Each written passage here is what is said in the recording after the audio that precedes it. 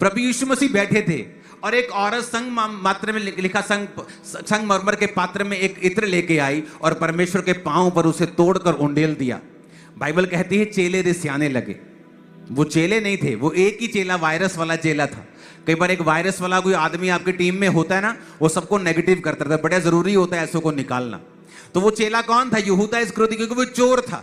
तो वो चोर था और बोलने लगा एक दूसरे को कि यार ये तो 200 दिनार में बिकता, आज की अगर वैल्यू लगाओ तो वो 1,80,000 का था। अगर आज आप 500 रुपए दिहाड़ी की लगाओ ना तो वो आप लगा लो कि 1 लाख के करीब था। वो 1 लाख रुपए के करीब है। 200 दिनार, 1 दिनार मजदूरी अगर होती थी तो 200 दिन की वो मजदूरी थी। आज 500 रुपए भी कम से कम मजदूरी लगाओ तो 1 लाख रुपए का वो इत्र था। तो बोलने लगे कि परमेश्वर के पांव पे उंडेल, क्या जरूरत थी? 1 लाख का बेचते, लंगर लगाते, लोग खाते। तो परमेश्वर यीशु मसीह ने क्या किया? सही है, ठीक कहा तुमने। परमेश्वर कहता नहीं, कहता जो इस औरत ने किया है वो अच्छा किया है। जो कुछ मुझ पे बहाया जाएगा वेस्ट कभी नहीं होगा। तो परमेश्वर ने क्या कहा? इसने बलिदान किया है। अब देखो बलिदान की को परमेश्वर किस निगाह से देखता है। जो व्यक्ति बलिदान करने वाला होता है वो स्वर्ग में याद किया जाता है, सदा के लिए छप जाता है। कैसे? अब्राहम ने परमेश्वर के सामने बलिदान किया, लाजर अब्राहम की गोद में पहुंचाया गया। दाऊद ने 26,000 करोड़ का बलिदान किया, कहां पहुंचाया गया?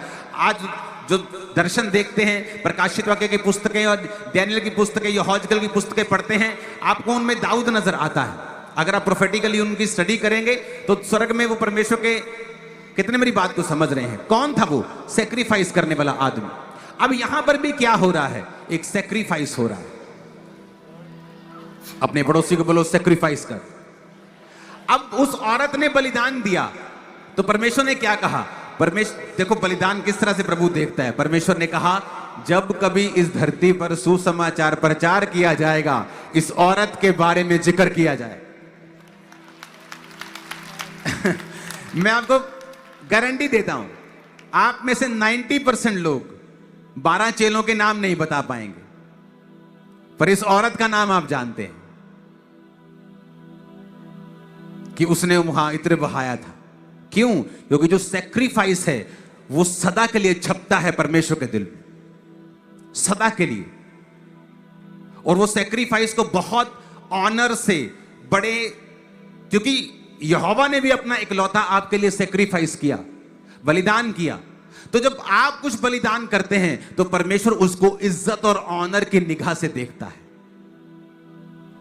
लोग बोलते हैं परमेश्वर को पैसा नहीं चाहिए, उसने सब कुछ बनाया, उसको नहीं चाहिए। लेकिन ये परमेश्वर, अगर आप बाइबल में देखें, हर पर्व को मनाने में क्या करना है? सेक्रीफाइस लेके आओ अपनी पूंजी के अनुसार।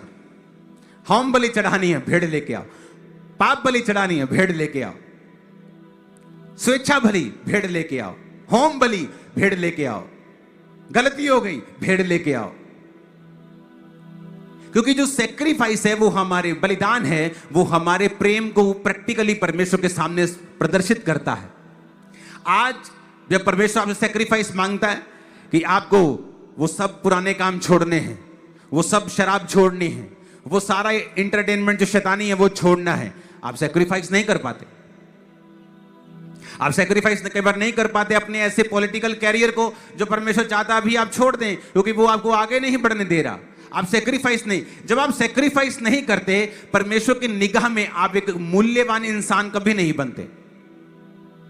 क्योंकि सेक्रीफाइस ये दिखाता है कि आपके लिए परमेश्वर के दिल में कितनी इज्जत है, कितनी वो आपको प्रेशियस निगाहों से देखता है, और कितनी कीमत है आपकी परमेश्वर की निगाहों में।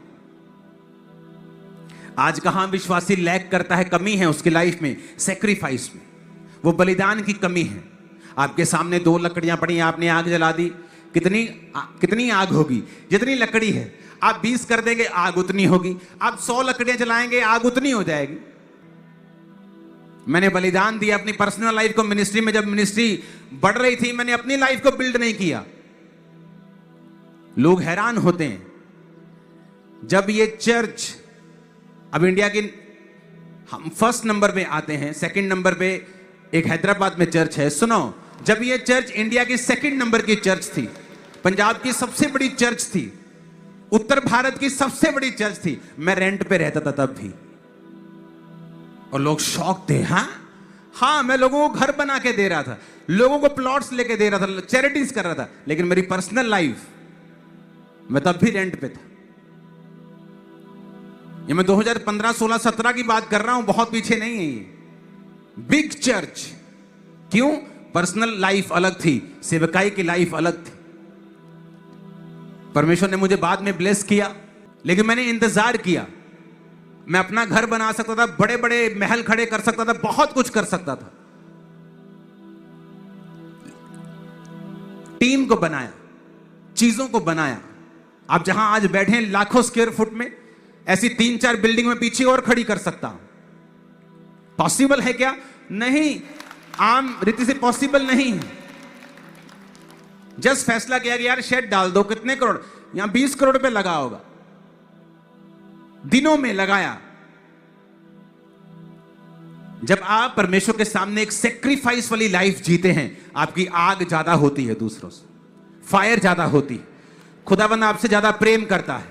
यह बहुत ही मिसकंसेप्शन वाली और बड़ी ही डेविलिश और बड़ी ही मिसलीडिंग ये टीचिंग है कि आपको कुछ करने की जरूरत नहीं, खुदा सब कुछ कर चुका है। This is not a good teaching. वो कर चुका है, अब हमें उसकी कदर करनी है जो वो कर चुका है।